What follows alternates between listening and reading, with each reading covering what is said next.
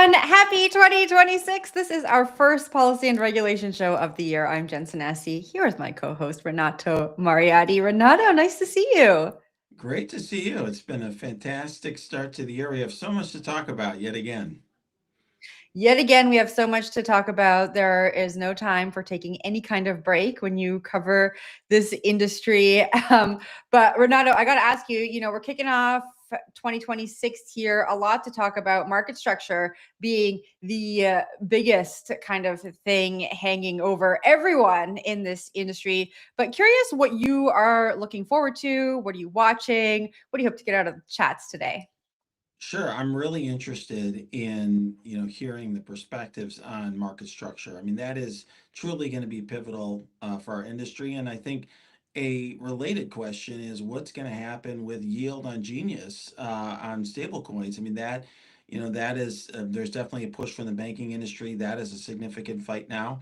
And then really also, I think what is going to happen with, for example, the commissions. I mean, we now have only one, we're back to one commissioner in the CFTC. We're down to three in the SEC. And there's talk of some commissioner appointments just this morning. There's been some reporting on that. So definitely interested to hear everyone's perspective on that. We have an amazing lineup today, two of the smartest minds in this space.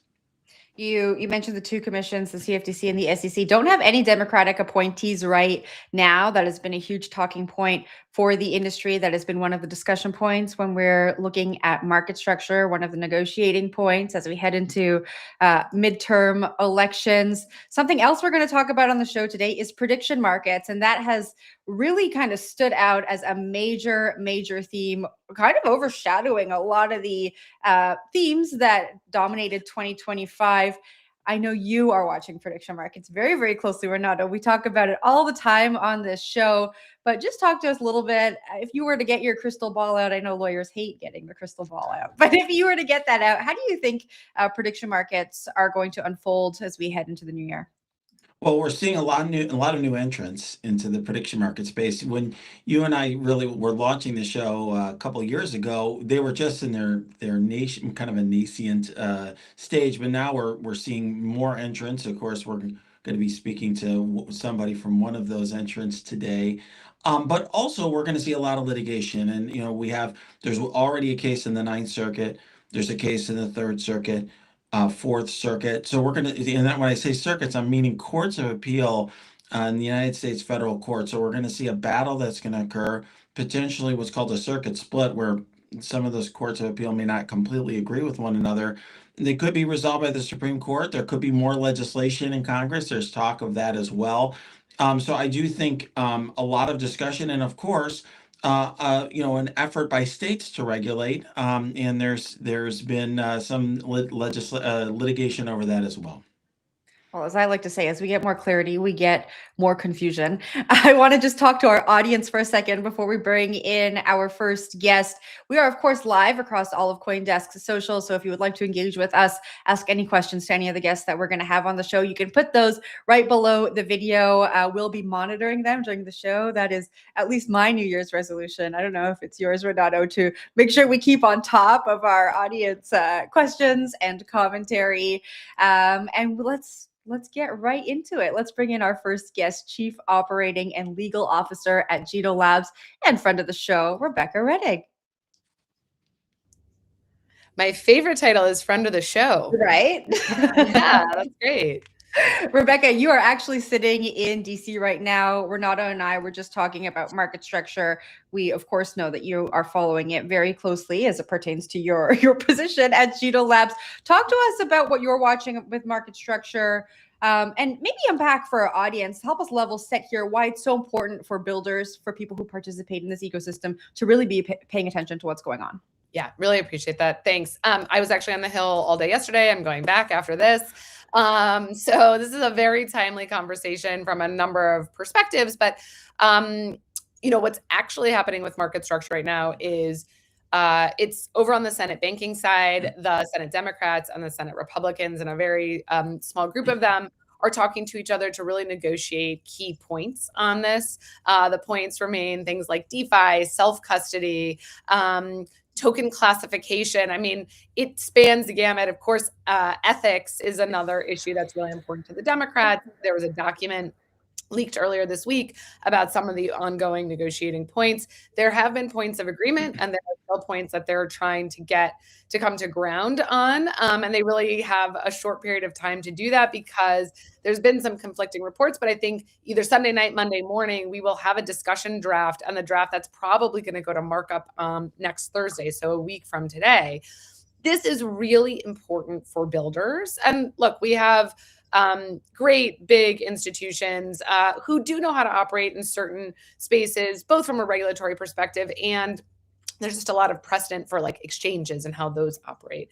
But when you're building open source software or if you're a foundation or things like that, we've had so much uncertainty in the United States. Obviously, there has been a period of time where the policy side of things and the regulatory side was very hostile. And it's really important to have a lot of certainty so that we can make sure that this industry is back in the United States and really can grow and thrive here. One of the other reasons I'm in DC this week is because the Jito Foundation is actually onshoring into the US for the first time.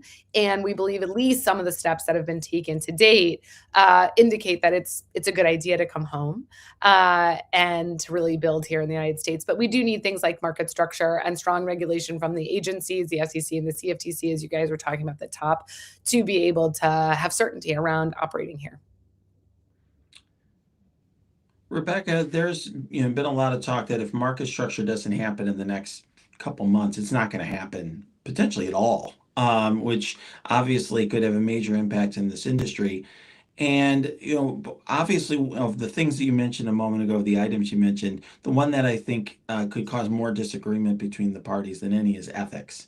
There's been some talk that a compromise language on ethics went up. It was bipartisan in the Senate and went up to the White House, was rejected.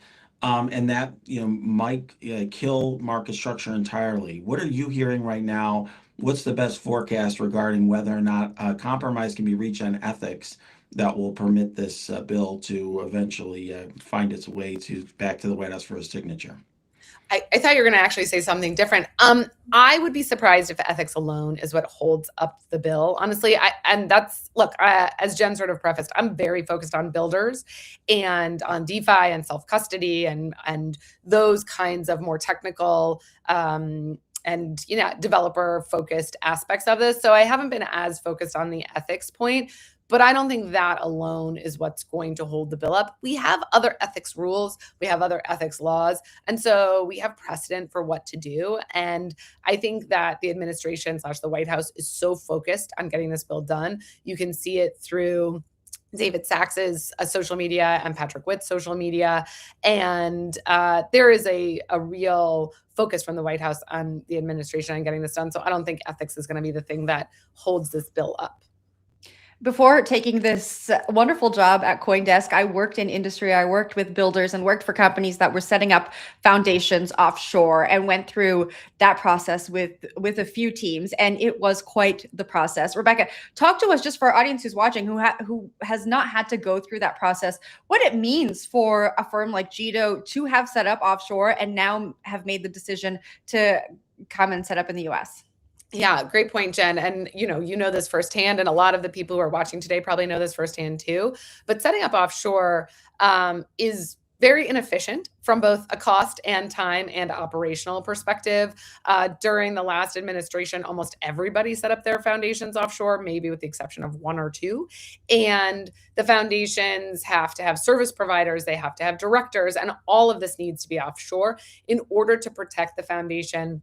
You have to have the team offshore, and you have to sort of spend a lot on legal fees in all sorts of different jurisdictions. And so it's a pretty inefficient process. And one of the things that we've talked about on the Hill is needing clarity to be able to bring foundations back here. And I know it's not as sexy as market structure, but tax law and tax legislation for crypto is starting to get a little bit of momentum. And that's really important too. We can have SEC, CFTC clarity, but we also need tax clarity because it's really important to be able to operate here. And so we're working on that too. But I think bringing yourself back on shore, we have a lot of certainty and feel confident in our decision to do it and are really optimistic about where things are headed and about the efforts that are being put in now on the policy side to be able to continue operating here well. Rebecca, just to focus a little bit on the negotiations with market structure, there was some months ago, like a leaked DeFi proposal and some distrust that occurred over that. Has that been repaired from your perspective? And what do you see the ultimate solution to be on DeFi that's going to, get us to 60 votes in the Senate? That may hold. I don't think that will hold the bill up because everybody is working tirelessly on this. But that's a little trickier because there's not a single jurisdiction, including the EU, that has put regulation in place for DeFi yet. And you have even large international regulators like the IMF saying you can't do TradFi DeFi regulation one-to-one. They don't map to each other.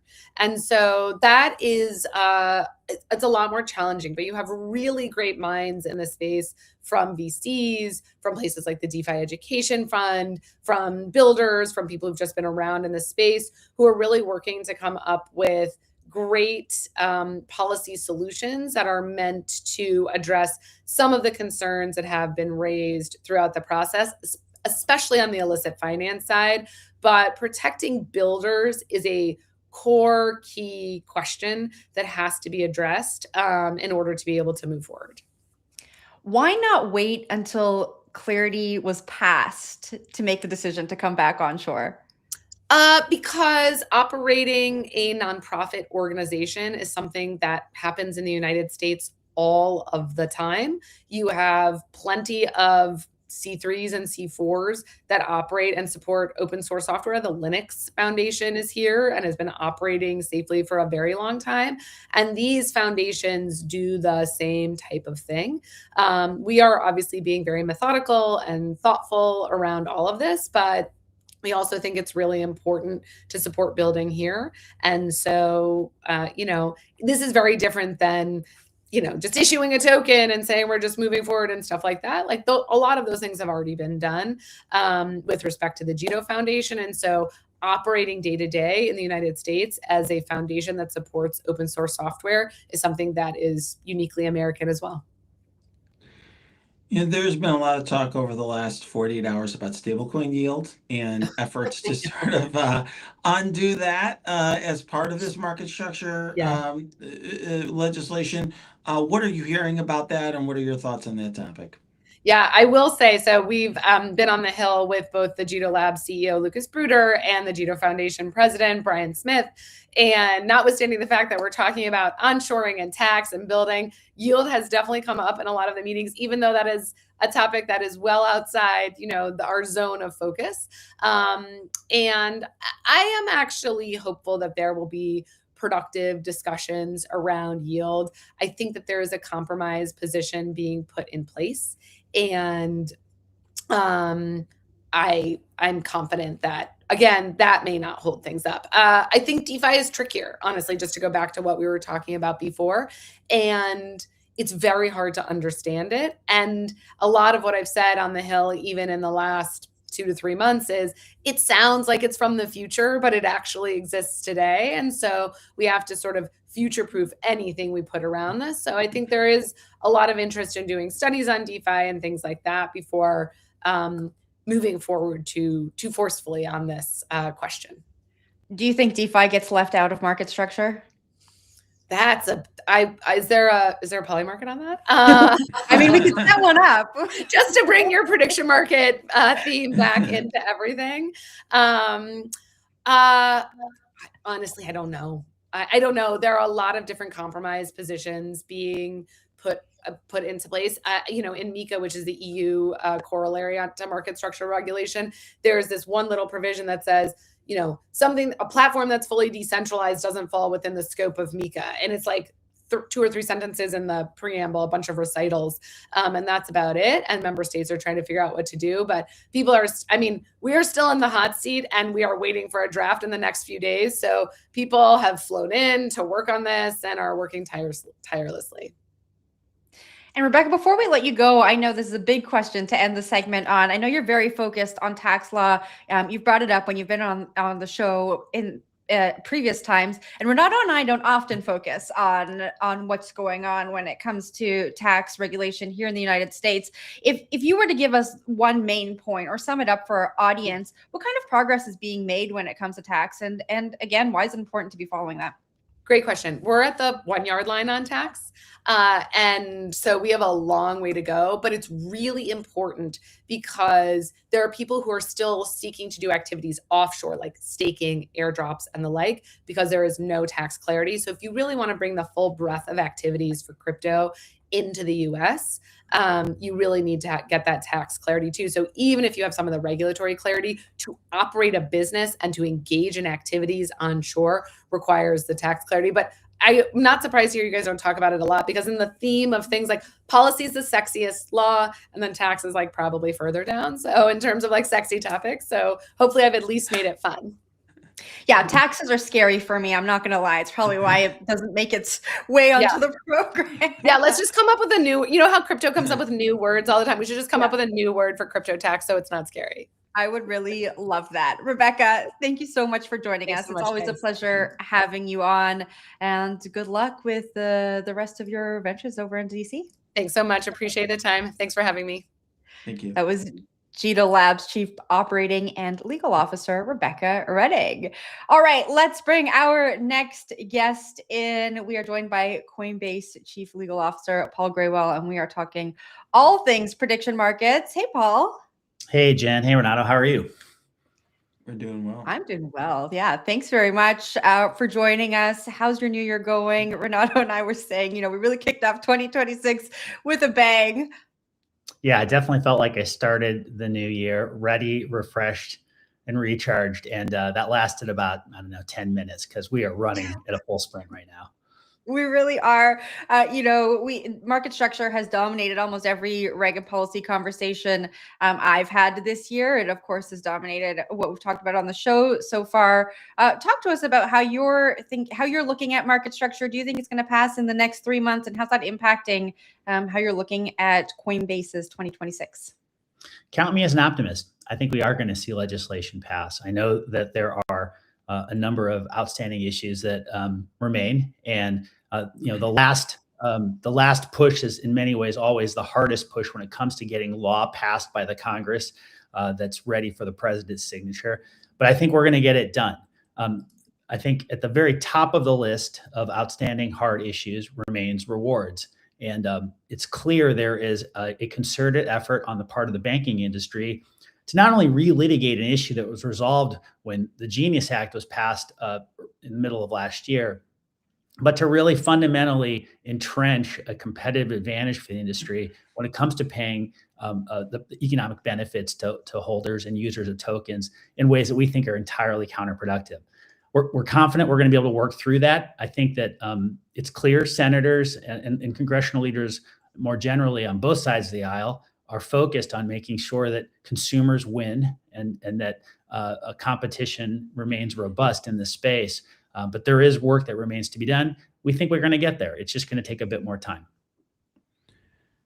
So, Paul, I've been following some of your public comments on X and elsewhere. You've been focusing a lot on stablecoin yield over the last 48 hours. Talk to us about why you think it's important for stablecoins to have yield, what you're seeing on the Hill in terms of efforts to alter that, and sort of how you think there might be whether there's a compromise on that or a result on that in the bill that ultimately makes its way to the White House. Well, Renato, stablecoin rewards was an issue that we intensely debated in the last go round around Genius, and where we landed under that legislation after a lot of engagement and frankly a lot of disagreement from many different voices in the conversation was a limitation on issuers in terms of offering yield solely for, in order to recognize holding the assets. But there was an explicit carve out for other members of the ecosystem and their ability to pay rewards to users in a way that shares the economic benefit of stablecoins with the people who hold them and use them. And that's why rewards are so important. Fundamentally, what the current law recognizes is that it's not just for the issuers of the stablecoin of the stablecoins or the distributors of the stablecoins to enjoy those economic benefits. It's critically important that consumers and others also participate in that benefit. We think that it's not surprising that the banks are looking now to revert back to a world where all of that economic benefit remains in the hands of the institutions. That's the business model effectively that they have relied upon for now decades. But we think it's very important to call this out for what it is and to hold firm on this basic idea that sharing economic benefits with participants in networks is frankly what crypto has always been about. And it's not up to Congress or anybody else to pick winners and losers. Let's let the marketplace sort all of this out. We don't think there will be any meaningful or really any impact whatsoever from this on community lending, which has been the argument that many of the banks have been making for some time. There's no empirical evidence whatsoever that rewards impacts community lending anyway, because the fact of the matter is that we don't see retail substituting stable coins for their deposits, particularly with the community banks. There's just no evidence of that. Paul, Renato and I have spoken a lot on this show about if market structure doesn't pass, the power that maybe gives to the states to start enforcing action on companies like Coinbase. How are you thinking about that? I know you're an optimist, but if market structure doesn't pass, what does that mean for Coinbase? What does that mean for you and your team? How are you preparing to maybe have to take on more states in legal actions?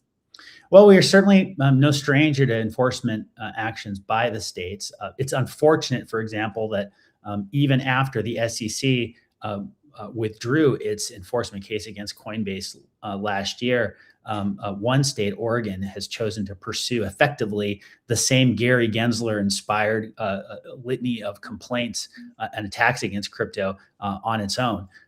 So we think it is important for Congress to act in order to establish a level playing field across the industry and a common set of rules that can apply whether you're operating in Oregon or California or Iowa or anywhere else in the United States.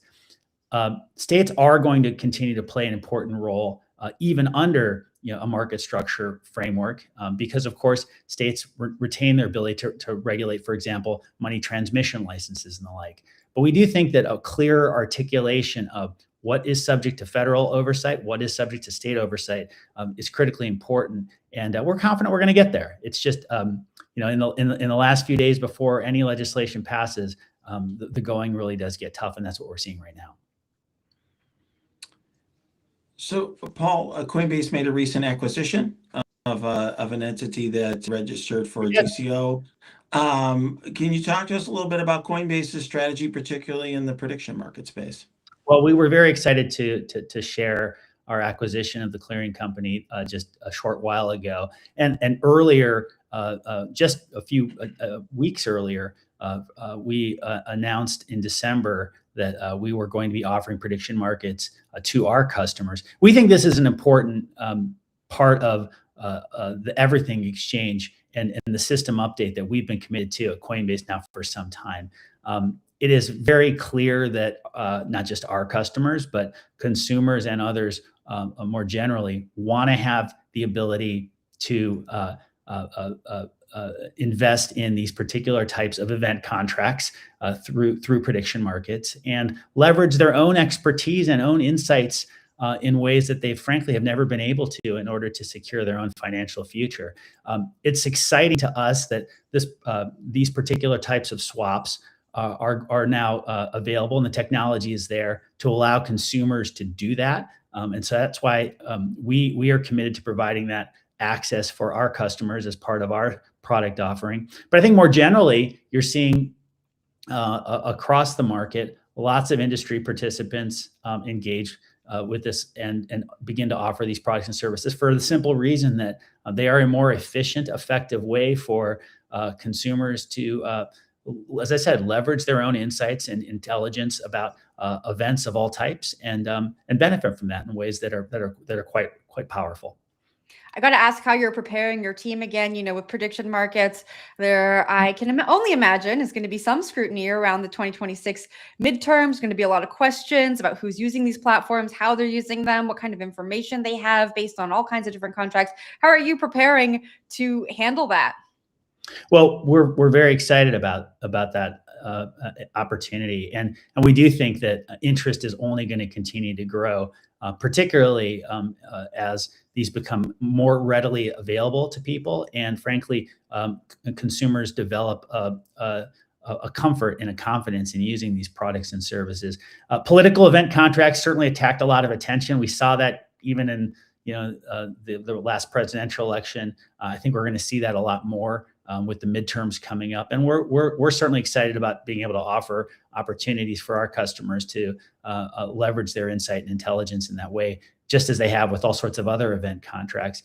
I think one thing that's important to bear in mind is that there's been a lot of attention, particularly in some of the litigation that has emerged around prediction markets, around sports event contracts, and certainly Americans love their sports.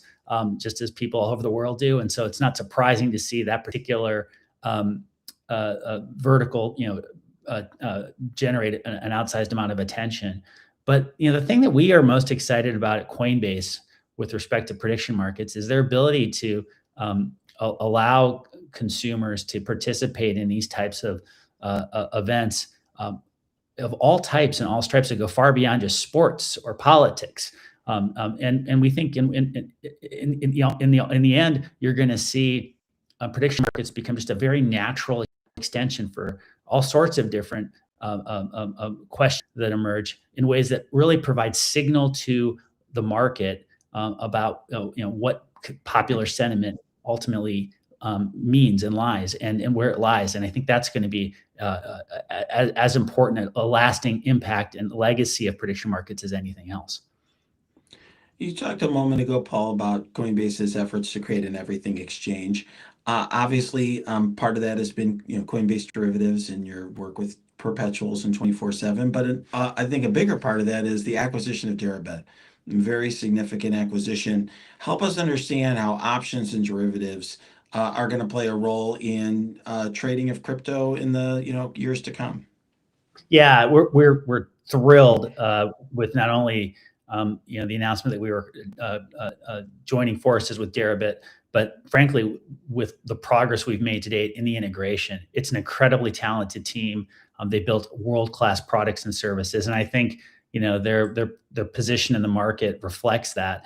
I think that what we're seeing, Renato, with options in particular, and derivative contracts more generally, is that the crypto consumer has just grown more and more sophisticated with time. We're now well into the second decade of crypto investing, and I think it's not surprising to see that the investors are gaining more confidence and are getting much more comfortable with products and services like options and derivative contracts more generally in ways that are quite powerful. So we are thrilled about the progress and the opportunity that our combination with Deribit provides for us, but also most importantly for our customers. And I do think that you're going to see the innovation accelerate as we're able to provide broader distribution and also broader access than maybe was possible before. I really think that the excitement around these products and services is an indication of where the market as a whole is going, and we want to be a part of that. Paul, before we let you go, I want to get into your mind. I want to know about the future of prediction markets you're building towards. Is it one where the platforms we see coexist? Do you think there's going to be a consolidation? Or maybe we're not even going to know who the prediction market providers are. We're just going to access prediction markets within our favorite financial or social app. What's that future you think that we're going to see come to fruition? Well, one of the things I've learned in my time in crypto is that the future you imagine is rarely the future that you get. And so I think what you're seeing, Jen, with the the rush of so many industry participants to offer different predictions market products and services is an eagerness to be in the game. None of us really know how this ultimately will play out, what products and services are ultimately most appealing to consumers, and frankly, what products and services are going to come to fruition that don't even exist yet. So I think we are very much in the earliest innings of the market and of the game more generally, and we're just excited to be part of it. And we're thrilled to help make that happen. Paul, it's always a pleasure having you on with us. Thanks so much for joining, and I'm sure we'll talk to you soon. Great to see you both. Thanks for having me. Thank you. That was Coinbase Chief Legal Officer, Paul Grewal. Right, Renato, I think we kicked off the year with a great show. I think we laid a good foundation for our conversations to come. So thank you so much for taking the time to join me. It is always a pleasure. Absolutely. I'm excited to see what happens next. No matter what happens with market structure, there's going to be a lot to talk about in the weeks to come. Thank you to our audience for watching. Thank you for engaging with us. Like I said, we are here live on CoinDesk's social platforms every other week. Same time, same place. For Renato Mariotti, I'm Jen Sanasi. We'll see you next time.